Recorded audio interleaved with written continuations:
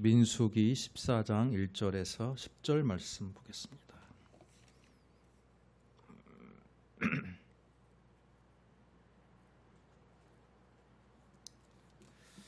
민수기 14장 1절에서 10절 말씀.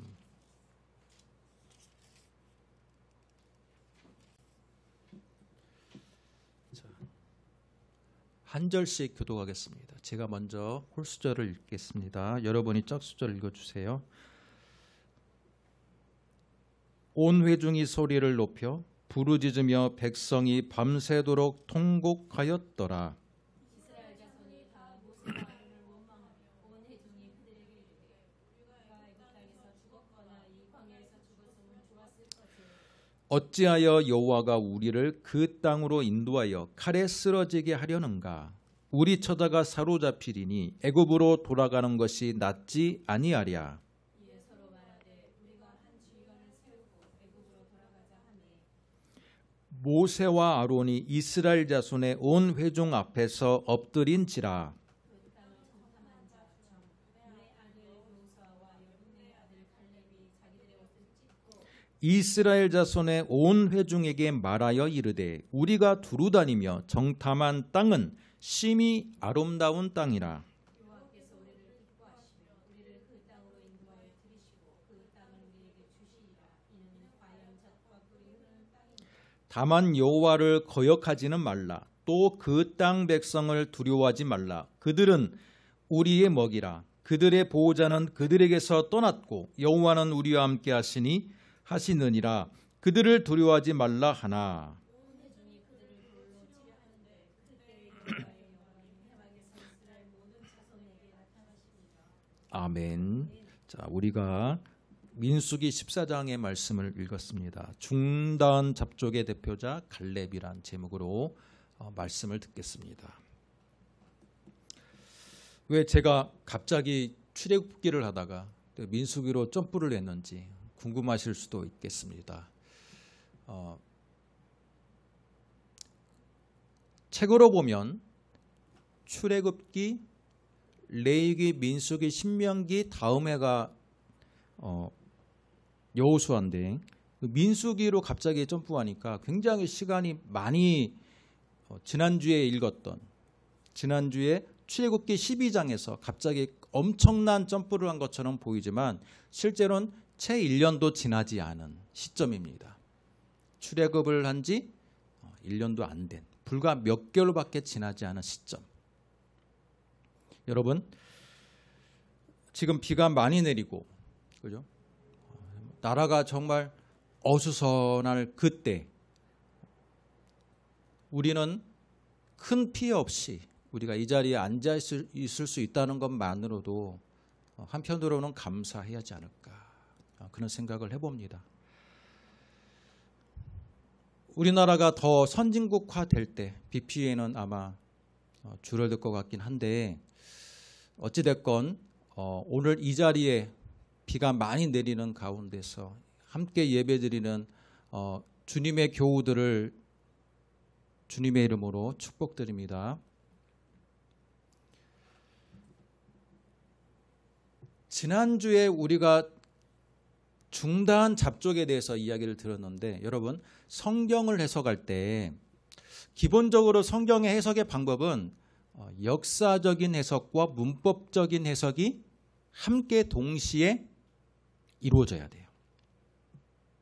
마치 성경을 너무 교리화시켜서 성경이 고정된 틀인 것처럼 해석하는 분들이 가끔 있는데 여러분 신학이라는 것의 역사, 이 신학이라는 학문의 역사는 무려 2000년이 됐습니다. 다른 학문보다 훨씬 역사적이고 또한 방대한 데이터가 있어요. 최근에 여러 가지 학문들이 발전했는데 그 학문들은 대부분 100여 년 남짓이에요. 과학기술에 관련되어 있는 지식들은 그렇게 오래되지 않았습니다.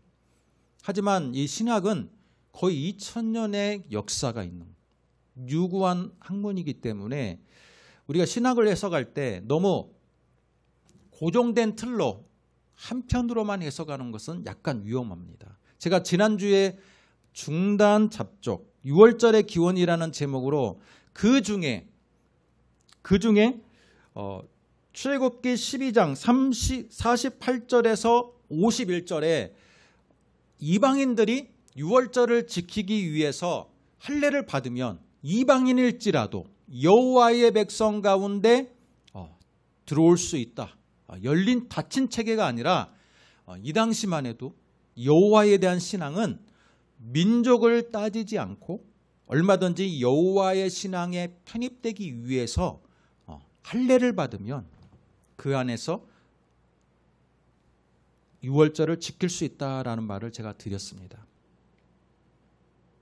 그런데 또 그와 동시에 제가 어떤 말씀을 드렸냐면 너무 우리는 구약을 율법 시대, 신약은 복음의 시대 뿐만 아니라 구약은 순수한 이스라엘의 혈통으로만 구원받는 시대, 신약은 성령 받고 예수 믿으면 구원받는 시대. 이처럼 물과 기름으로 너무 이분법적으로 해석을 하는 경향들이 많이 있었다라고 이야기했습니다. 지금도 그렇게 해석하는 분들이 굉장히 많아요. 왜? 주일학교 때, 교회학교 때 대부분 그렇게 많이 완전히 구약과 신약이 너무나도 다른 시대인 것처럼 교육을 받을 때가 우리 과거에 있었거든요. 지금은 어떻게 교육하는지는 잘 모르겠지만 제가 어렸을 때만 해도 굉장히 좀 서로 시대적으로 완전히 다른 것처럼 해석을 했습니다.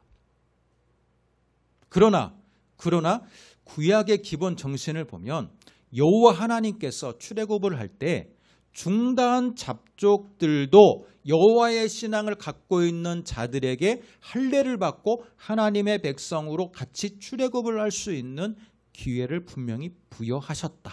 뿐만 아니라 레위기의 율법을 보면요, 타국인일지라도 할례를 받고 어떤 소정의 절차를 거치면 하나님의 백성으로 얼마든지 편입될 수 있는 열린 체계였다는 거예요.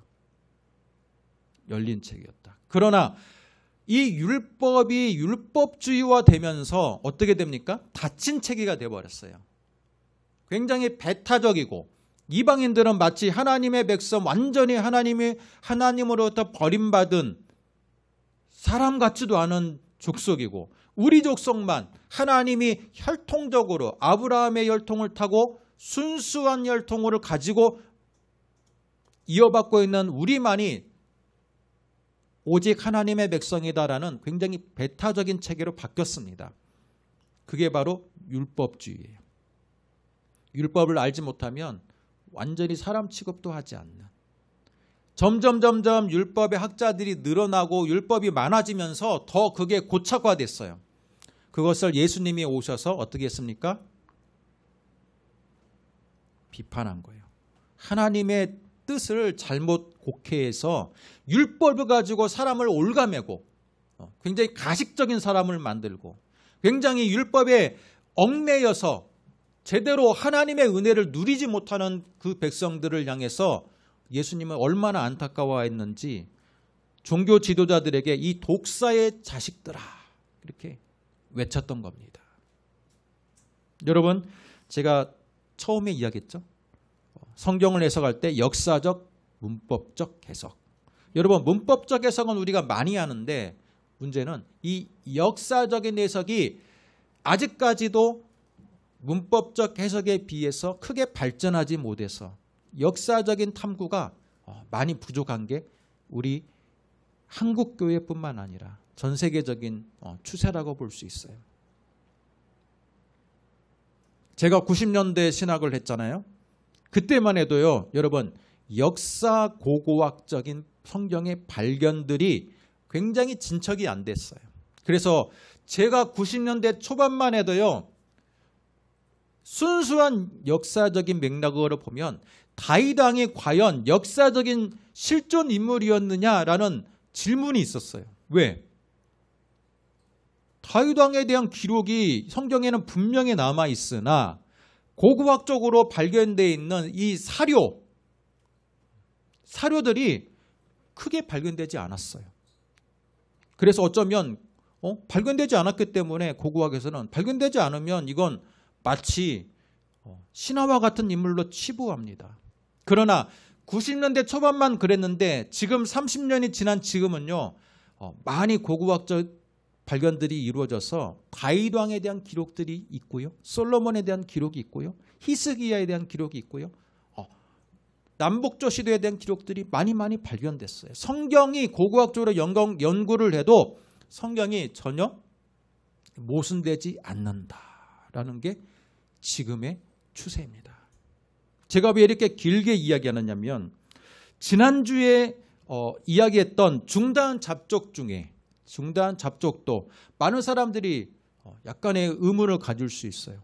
중단 잡족이 아니라 야곱의 70명의 가족이 350년, 400년 동안 애굽에서 번성해서 순수한 야곱의 가족만이 탈출한 것으로 많은 사람들이 그런 고정관념과 프레임을 갖고 있어요. 그러다 보니까 중단 잡족에 대해서 이야기하면 약간 아리송해하는 사람들이 있다라는 거예요. 여러분, 좀 열린 마음을 가지시기 바랍니다. 성경에 대해서 열린 마음으로 성경을 보았으면 좋겠고요, 또 여러 가지의 해석의 가능성도 있다라는 것을 알아봤으면 좋겠습니다.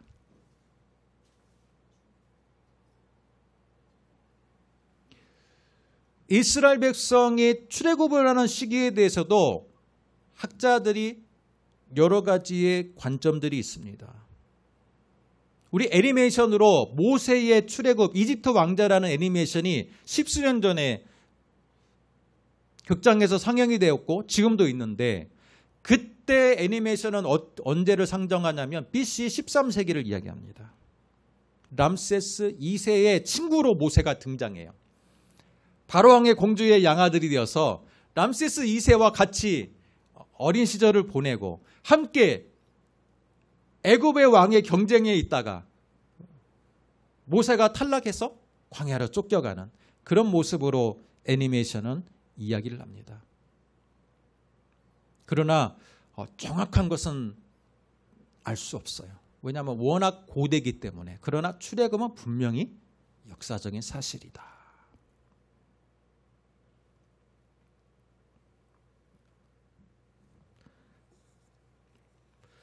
오늘 말씀도, 말씀의 제목이 뭡니까? 중단 잡족의 대표자 갈렙.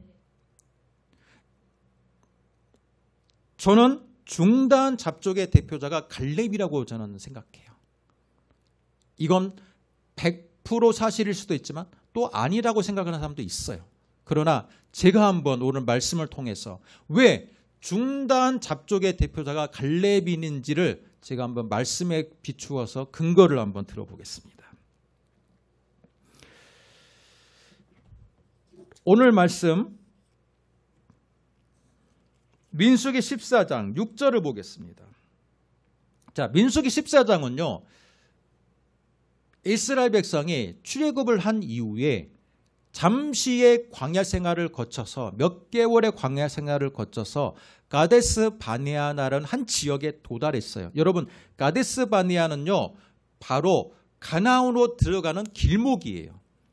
가나안으로 들어가는 길목에 도착했는데 이스라엘 백성이 그냥 들어가면 되겠는데, 문제는 이스라엘 백성의 여러 가지의 의견들, 중론들이 뭐냐면, 우리가 그냥 들어가지 말고 낯선 땅이니까 우리 12지파의 대표를 한 명씩 차출해서 그 12명의 대표를 가나안 땅에 40일간 정탐꾼을 보내자. 의견이 모아졌어요. 그래서 12명의 정탐꾼이 40일 동안을 가나안을 한번 돌고 나서 가데스바네아에 와서 이제 보고를 하는 장면이에요.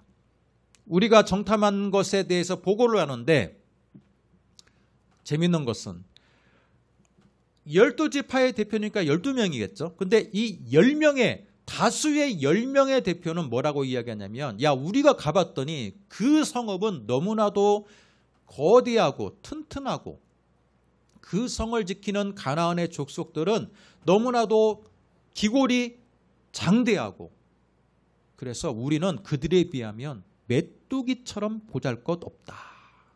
아주 절망적인 보고를 이스라엘 백성에게 드립니다. 반면에 오늘 말씀 뭡니까? 그들의 반응이 어때요? 3절. 어찌하여 여호와가 우리를 그 땅으로 인도하여 칼에 쓰러지게 하려 하는가? 우리 처자가 사로잡히리니 애굽으로 돌아가는 것이 낫지 아니하랴. 그 10명의 보고를 듣고 이스라엘 백성은 절망하고 낙담했어요. 어찌해서 이 광야에 우리를 이쪽으로 지금 보냈느냐. 그 땅으로 들어가면 우리 식구들이 다 잡힐 텐데 차라리 여기서 다시 애굽으로 돌아가자. 이 컴백파가 생겼어요. 대부분이 다 컴백 애굽입니다. 컴백 애굽. 그런데 6절을 보세요. 그 땅을 정탐한 자 중에 눈의 아들 여호수아와 여분네 아들 갈렙이 옷을 찢고 그들의 보고는 어때요? 맞아. 그들의 성이 높고 그 땅을 지키는 가나안의 7 족속들이 너무나도 강대한 것은 맞으나 중요한 것은 뭐예요? 8절. 여호와께서 우리를 기뻐하시면 우리를 그 땅으로 인도하여 들이시고 그 땅을 우리에게 주시리라. 여호와를 거역하지 말라. 그 땅 백성을 두려워하지 말라. 그들은 우리의 먹이라. 여러분, 지금 성경은 먹이라고 되어 있는데 과거 성경은 뭐라고 되어 있는지 알아요? 기억납니까? 과거 성경. 지금 개역개정판 말고 그 전에 판. 그들은 우리의 밥이다 라고 되어 있어요. 예, 밥이다. 우리가 그냥 먹기만 하면 되는 존재들이지 그냥 우리가 취득만 하면 되는 존재들이지 왜? 하나님께서 지금까지 출애굽을 시킨 것은 그 땅을 우리 조상 아브라함 때부터 약속했던 그 땅을 우리에게 주기 위함인데 우리가 그 약속을 믿고 가면 된다는 거예요. 2명의 보고는 이랬습니다. 그런데 10절을 보세요. 회중들의 반응. 이 두 부류의 보고를 다 듣고 회중의 반응 10절을 같이 읽겠습니다. 시작. 온 회중이 그들을 돌려치려 하는데 그때 여호와 영광이 회막에서 이스라엘 모든 자손에게 나타나시니라. 여러분, 2명을 치려고 그래요. 다수결의 원칙이에요. 다수결의 원칙이 항상 옳은 건 아니에요. 여러분, 다수결의 원칙이 굉장히 민주적인 것처럼 보이지만 지금 다수결의 원칙에 의해서 10명의 보고를 믿는 거예요. 2명의 보고를 믿지 않는 겁니다. 그런데 여러분, 이 중에서 자세히 한번 보세요. 자세히. 이 2명의 보고. 2명의 보고 중에 우리는 여호수아는 잘 알고 있죠. 여호수아는 어느 지파의 대표입니까? 레위 지파 아니죠. 여호수아는 어느 지파의 대표예요? 우리 이주원 성도님. 그 유명한 여호수아는 어느 지파의 대표입니까? 에브라임 지파의 대표예요. 그러면 여분네 아들 갈렙은 어느 지파의 대표입니까? 유다 지파의 대표예요. 여러분, 에브라임과 유다 지파의 대표만이 그 땅을 취하라고 했어요. 그런데 자세히 보면요, 누가 더 순수하게 신앙 고백을 하고 있는지 아십니까? 오늘 말씀을 자세히 보세요. 여호수아와 갈렙이 동시에 이야기한 게 아니고 7절, 6절 하반부를 보면 여분네 아들 갈렙이 자기들의 옷을 찢고 이스라엘 자손의 온 회중에게 말하여 이르되, 갈렙이, 여호수아는 지금 가만히 있고요, 갈렙이 이야기하고 있는 거예요. 갈렙. 이 갈렙의 신앙 고백인 거예요. 자기들의 옷을 찢었지만 이 여분네 아들 갈렙이 자기들의 옷을 찢고, 그러면서 갈렙이 주어져. 갈렙이 주어져. 갈렙의 고백인 거예요. 그러면 갈렙이란 사람은, 여러분, 하나님께서 지금 이 장면을 자세히 보면요, 여러분, 지금 성막이 가운데 있습니다. 이스라엘의 지금 움직이는 지금 모습을 전체적으로 보면요, 성막이 가운데 있고요, 동서남북으로 12지파가 4, 3, 12 각 동서남북 방향으로 3지파씩을 동서남북으로 이렇게 에워싸고 있어요. 그런데 그 세 지파마다 지파의 장을 세웠어요. 지파의 장을 세웠는데 그 지파 중에서 동쪽에 있는 이 세 지파의 장은 유다 지파예요. 또 서쪽에 있는 지파 세 지파의 장은 에브라임 지파입니다.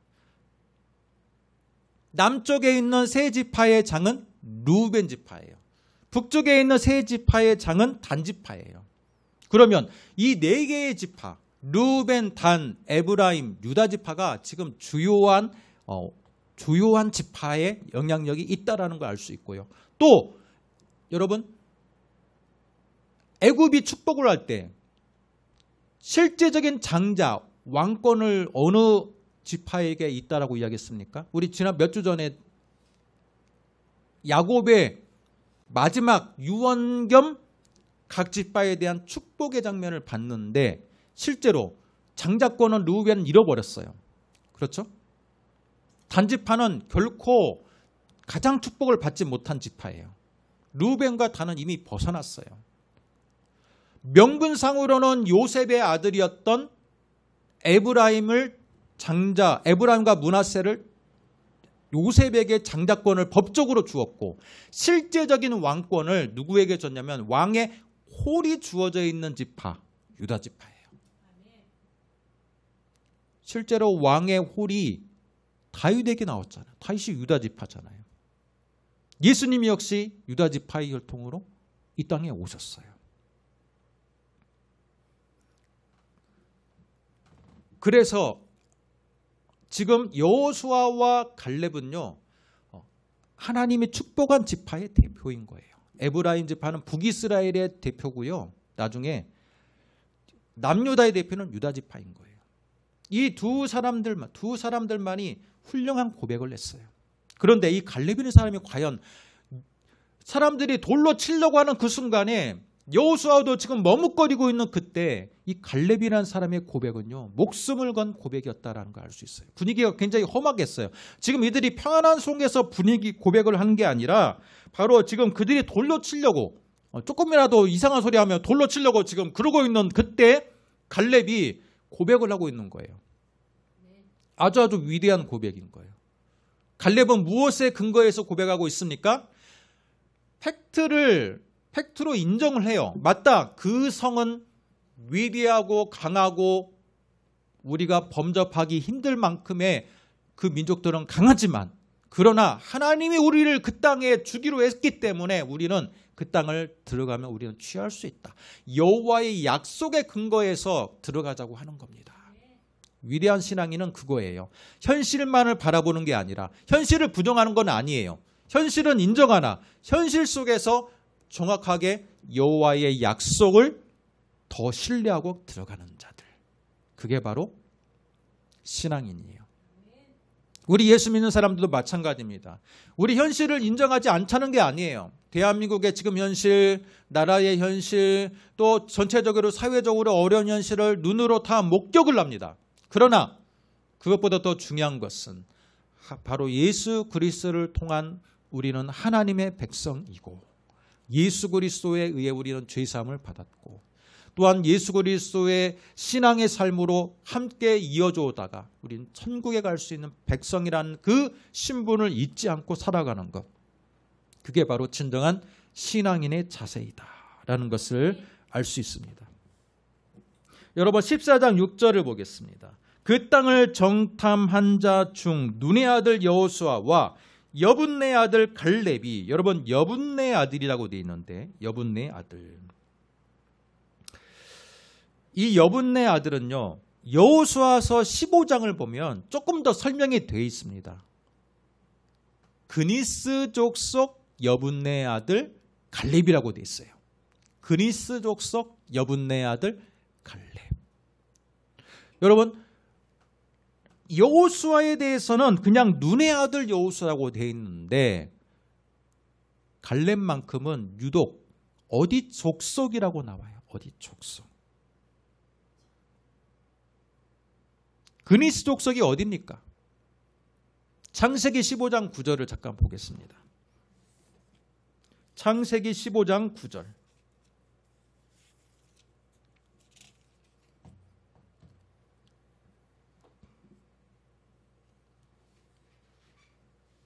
창세기 15장 19절이네요. 네. 자, 18절 19절을 창세기 15장 18절 19절 같이 읽습니다. 그날에 여호와께서 아브라함과 더불어 언약을 세워 이르시되 내가 이 땅을 애굽 땅에서부터 그 큰 강 유브라데까지 내 자손에게 주노니 곧 겐 족속과 그니스 족속과 감몬 족속과 이렇게 되어 있습니다. 기타 등등등등 여기에 나오는 족속의 이름들은 가나안에 살고 있는 족속, 가나안 근방에 살고 있는 이방 족속이에요. 자, 이것으로 봤을 때 그니스 족속도 뭐다? 아브라함의 혈통을 타고난 족속이 아니었다. 이미 아브라함 때부터 가나안 주변에 터를 잡고 있는 가나안의 여러 잡족들 가운데 한 족속이었다라는 거예요. 그러면 좀 뭔가 이야기가 맞춰지지 않습니까? 이야기가 맞춰지죠. 갈렙이 그니스 족속이야? 그니스 족속 여분네 아들 갈렙이에요. 성경학자들은 꼭, 성경 기록자들은 꼭 그니스 족속이라고 이렇게 이야기하는 게 뭔가가 좀 힌트가 있는 거예요.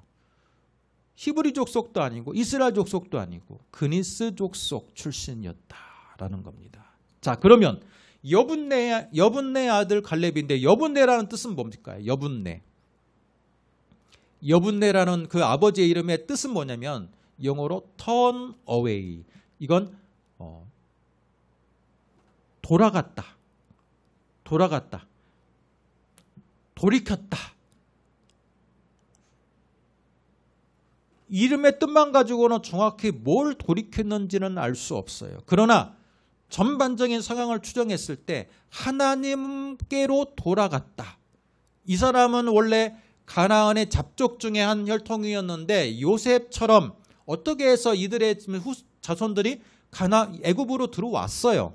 그리고 애굽의 노예처럼 이렇게 포로 생활을 했겠죠. 애굽에서. 그러다가 가나안에서 믿던 그 잡족의 신을 섬기다가 이 여분네라는 이 갈렙의 아버지가 턴 어웨이 했다는 거예요. 하나님께로 개종을 했다. 그럴 가능성이 그 이름 속에 나온다는 겁니다. 그러면 갈렙이라는 이름은 뭡니까? 칼레브인데 갈렙. 이 칼레브라는 이름의 뜻은요. 1차적인 뜻은 개예요. 개. 여러분 자녀에게 이름을 지을 때 굉장히 고민하고 심사숙고해서 아름다운 이름을 우리는 많이 짓죠. 그런데 이 여분네라는 아버지가 그의 아들을 얻게 되었는데 아들에게 이름을 개라고 이름을 쳤어요. 좋은 이름이에요, 나쁜 이름이에요? 율법에 의하면 개는요 굉장히 부정한 짐승이에요. 뿐만 아니라 개가 갖고 있는 이미지는 그 당시에도 안 좋았어요. 개들이 항상 오염된 음식을 먹고 아무데나 배변을 하고 아무데나 또 때로 몰려다니면서 얼마나 많은 문제를 일으켰습니까? 질병의 통로가 되기도 하고.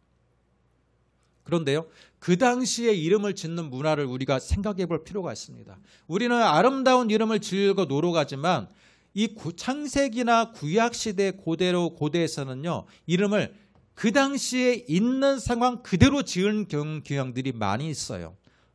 대표적인 예가 야곱입니다. 여러분, 야곱이라는 이름도 그다지 좋은 이름이 아니에요. 그 위대한 신앙인 이삭이라는 그 위대한 신앙인의 아버지가 그의 쌍둥이 아들 이름을 짓는데 에서는 붉게 태어났어요. 피부가 전신은 붉고 귀골이 장대하고 마치 태양 체질처럼 그렇게 붉고 털이 많으니까 붉음이란 뜻의 에서라고 이름을 지었고, 야곱은 뜻은 뭐예요? 형의 발꿈치를 잡고 태어났으니까 발뒤꿈치를 잡는 자, 남을 올무에 빠뜨리게 하는 자라는 그런 이름의 야곱이라고 이름을 쳤어요. 얼마나 정직합니까? 그냥 있는 그대로 쳐요. 그냥 있는 그대로. 나중에 하나님께서 야, 너 이름을 야곱이라고 하지 마 이제. 천사와 씨름해서 이기도록 한 후에 이제부터 하나님을 이긴 자 이스라엘이라는 이름을 계명을 내주죠. 그러나 그 전까지 그의 이름은 야곱이었어요. 남을 등쳐먹고 남을 넘어뜨리게 하고 자신의 성공을 위해서 남을 넘어뜨려도 무방하다고 생각했던 이름이었어요. 또 그 이름대로 살았어요. 더 하나님께로 회심했던 이 여분네가 그의 아들 게라고 이름을 졌을 때 얼마나 마음이 그랬을까? 왜 게라고 이름을 지었을까? 그는 하나님의 백성으로 편입은 됐지만 순수한 야곱의 혈통을 타지 못하고 아브라함의 혈통을 타고나지 못했기에 암암리에 얼마나 차별이 있었을까? 녹록지 않은 삶을 살았겠죠. 뿐만 아니라 그의 아들까지도 게라고 이름했다는 건 뭐예요? 놀림을 당했다는 거예요. 제가 너무 나갑니까? 지금 이 가문에 대해서 너무 나가고 있습니까? 나름대로 지금 이름을 뜻을 통해서 왜 아버지가 자기의 자녀의 이름을 게라고 지었을까? 개처럼 천대받고 왜? 순수한 이스라엘 혈통은 아니거든요. 하나님의 백성으로 편입은 됐으나 길을 펼 수 없는 그의 이 놀림받는 이 상황을 그의 아들에게 게라고 이름을 지어준 거예요. 천하디 우리 옛날에 개똥이라고 이름을 물론 뉘앙스가 다르지만 눈에 보이지 않는 이런 녹록지 않은 그런 삶을 솔직하게 이름 게라고 지어준 겁니다. 그런데 놀라운 것은 그 이방 출신으로 유대인으로 아니 이스라엘 백성으로 편입된 사람이 나중에 보니까 어떻게 됐어요? 유다 지파의 대표가 됐습니다. 있을 수가 없는 일이라고 우리는 생각할 수도 있어요. 그러나 고대를 보면요. 능력에 따라서 얼마든지 출세를 할 수 있는 부분들이 있지 않을까라는 생각을 해봐요. 우리나라 역사 가운데 을지문덕이라는 장군이 있죠. 고구려 영양왕 때 AD 7세기 때 활약했던 청천간 정투를 통해서 수나라 30만의 그 정규군을 완전히 몰살시켰던 유명한 나라를 구했던 장군. 그런데 여러분 이 을지문덕의 장군의 정체에 대해서도 여러 가지 학설이 있어요. 중앙아시아에 가보면요. 지금도 이 올지라는 을지의 약간 변형어인 올지씨가 굉장히 성이 많아요. 올지. 그래서 이 을지문덕에 대해서도 을파소 고구려의 그 수장이었던 을파소의 후손이다. 을씨다라는 말이 있고 또는 아니다. 올지씨이다. 을지씨이다라는 말이 있어요. 그렇다면 을지씨라면 어때요? 이 을지문덕 장군은요. 순수한 고구려 혈통이 아닌 거예요. 나라의 위기가 처했을 때 순수한 고구려 혈통은 아니지만 그가 가지고 있는 지략과 용맹과 그 모든 것들의 전공이 인정을 받아서 수도를 방위하는 수도 방위의 가장 핵심적인 장군으로 임명이 되어서 나라를 구한 것이다. 그렇게도 볼 수 있는 거예요. 바보 온달에 대한 이야기도 우리가 알고 있어요. 온달이란 이름은요. 지금도 있는 이름이에요. 온다르.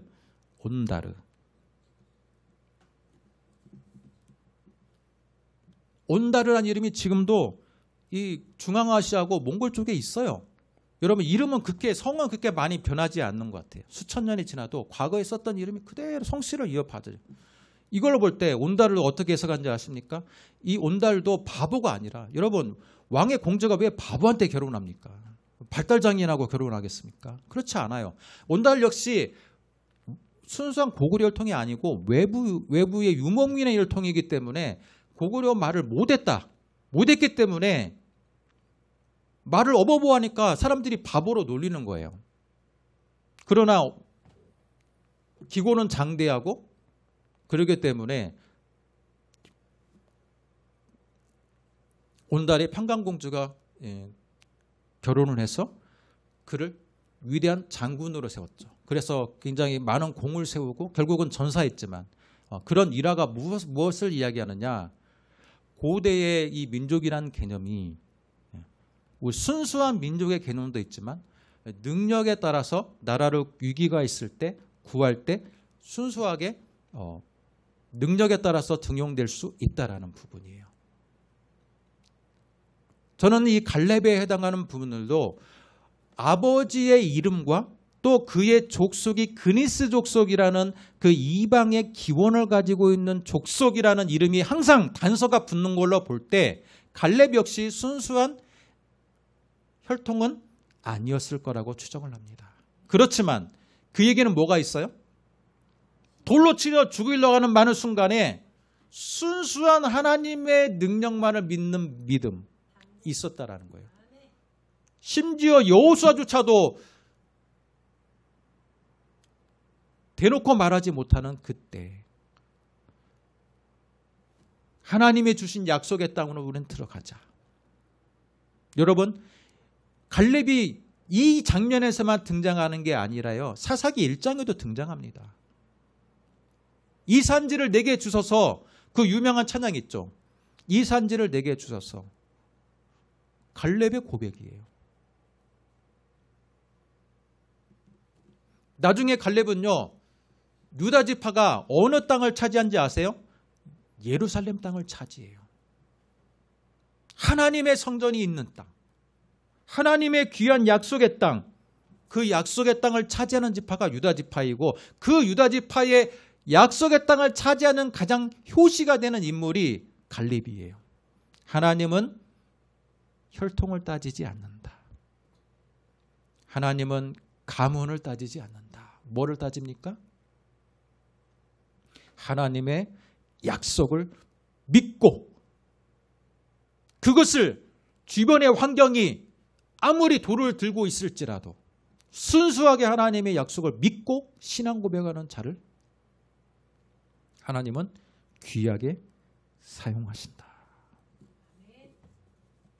하나님을 기쁘게 하는 믿음이 있다면 출신과 배경을 초월해서 하나님은 응답하신다는 겁니다. 다른 지파보다 훨씬 더 중요한 약속의 땅을 분배받은 지파, 유다 지파. 그 유다 지파의 수장이 갈렙이었어요. 성경은 이 장면에서 너무나도 지금 놀랍게 그니스 족속이라고 지금 이야기하는 거예요. 그냥 그니스 족속 뺄 수도 있는데 이 이방 출신이 그것도 유다 지파의 대표가 되었어. 이런 위대한 신앙 고백을 하고 이런 위대한 약속의 땅 예루살렘의 효시가 되는 그 땅을 차지했던 사람이 바로 갈렙이었다라고 고백하는 겁니다. 여러분이 혹시라도 지금 여러 가지의 장애물들의 앞에 놓여 있습니까? 갈렙이 지금 이 자리에 서기까지 얼마나 많은 장애물들을 넘었을까 한번 생각해 보세요. 그랬을 것 같아요? 안 그랬을 것 같아요? 순수 혈통을 얼마나 따지던 그때 갈렙이 유다 지파의 대표가 되었을 수 있었다라는 것은 정말 하나님을 향한 귀한 신앙의 고백을 할 뿐만 아니라 가나안을 40일 동안 정탐하면서 목숨을 걸 만큼의 용기가 있는 사람이었고 또 많은 사람들이 아니다 할 때 하나님이 주시기로 한 약속의 땅이기 때문에 우리가 들어가면 취할 수 있다라고 고백했던 유일한 인물 갈렙. 그런 믿음의 인물이었기 때문에 그는 유다 지파의 대표가 되었고 사사기 1장을 보면 맨 첫 사사인 온니엘의 장인이 되었어요. 온니엘의 장인. 어때요? 위대한 신앙의 유산까지도 물려줄 수 있는 아량과 마음의 폭이 넓은 사람이었어요. 그러나 여호수아는요, 그의 죽음과 동시에 신앙의 유산이 물려지지 않았어요. 모세는 여호수아라는 걸출한 후계자를 세웠으나 여호수아는 후계자를 세우지 못합니다. 여호수아로서 끝나고 그 다음부터 정확한 후계자가 없이 사사시대로 들어가 버려요. 350년 동안의 굉장히 혼란의 시기로 들어갑니다. 그 혼란의 시기를 준비하는 유일한 인물이 갈렙이었어요. 사위 온니엘을 세워서 맨 첫 사사가 되었고, 온니엘을 통해서 그 약속의 땅 예루살렘 주변의 그 여부스 족속이 살던 땅을 취득하고 이 산지를 내게 주소서라는 그 사람들에게 기회를 주고 약속을 주는 귀한 신앙의 선배가 되었습니다. 말씀의 결론을 내리겠습니다.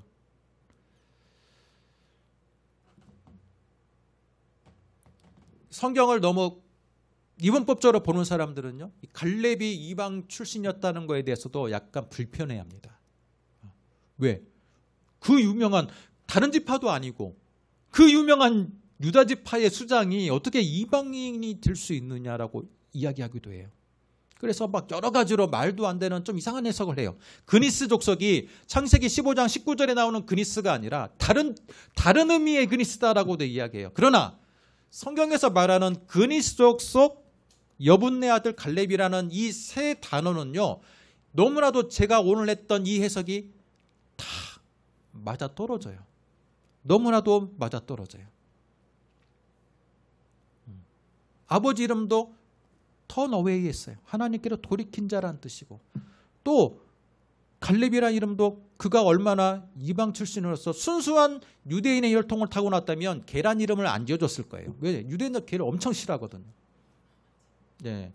아무리 팩트에 근거해서 이름을 지어준다 하겠지만 자녀가 그렇게 이름을 짓지 않아요. 그러나 이방 출신이었기 때문에 얼마나 무시당하고 개처럼 얼마나 천시당했기 때문에 자기 자녀에게 그런 이름을 줄 수밖에 없었던 아버지. 그런 집안에서도 하나님은 하나님의 약속만을 믿고 순수하게 고백하는 자들을 높이신다. 당시처럼 신분과 혈통을 중요시하던 시대에도 하나님은 정말 귀한 믿음의 고백을 하는 자를 높이신다. 그것도 유다 지파의 대표로 높이셨다. 정말 위대한 이야기라고 볼 수 있습니다. 오늘 말씀을 통해서 여러분, 지금 여러분의 현실이 갈렙과 같습니까? 아직 막막해 보입니까? 그럴지라도 우리가 하나님의 약속을 끝까지 신뢰하고 믿음으로 고백하고 그것을 실천하며 매일매일마다 행동으로 옮기며 살아간다면 분명히 하나님은 여러분을 갈렙처럼 높게 쓰실 줄로 믿습니다. 교회에 필요한 사람은 순수 혈통, 몇 세대에 예수 믿는 집안의 몇째, 또는 모태신앙, 그게 아니라 갈렙처럼 그 어려운 환경을 뚫고 하나님의 약속을 믿고 순수하게 행동으로 실천할 수 있는 용기를 가진 자를 하나님은 지금도 찾고 계시다. 그 자를 하나님은 더 높게 사용하실 것이다. 이게 바로 오늘 말씀의 결론입니다. 바로 그러한 자가 여러분이 되시기를 주님의 이름으로 축복합니다. 기도하겠습니다. 하나님 아버지, 은혜와 사랑을 감사합니다. 중다한 잡족의 대표자 갈렙, 그 많은 멸시와 천대 속에 자랐지만 그럼에도 불구하고 그는 순수한 하나님을 믿는 신앙인으로 현실을 무시하지는 않으나 그 현실 속에서 신앙의 원리로 순전한 고백을 했던 위대한 신앙인 갈렙. 하나님, 우리가 처한 현실이 갈렙과 같습니까? 그럴지라도 우리는 갈렙처럼 직접 행동으로 우리의 모든 장애물들을 돌파하는 자가 되기를 원합니다. 믿음으로 승리하는 자가 되기를 원합니다. 하나님은 지금도 그렇게 행동으로서 준비하고 있는 자를 찾고 계시는 줄로 믿습니다. 바로 내가 그런 자가 되게 하여 주옵소서. 교회에 꼭 필요한 자, 우리 사회에 꼭 필요한 자, 기독교의 하나님 나라에 꼭 필요한 자로서 귀하게 사용받는 우리들 되게 하여 주옵소서. 예수님의 이름으로 기도드립니다. 아멘. 주일기도 시간입니다.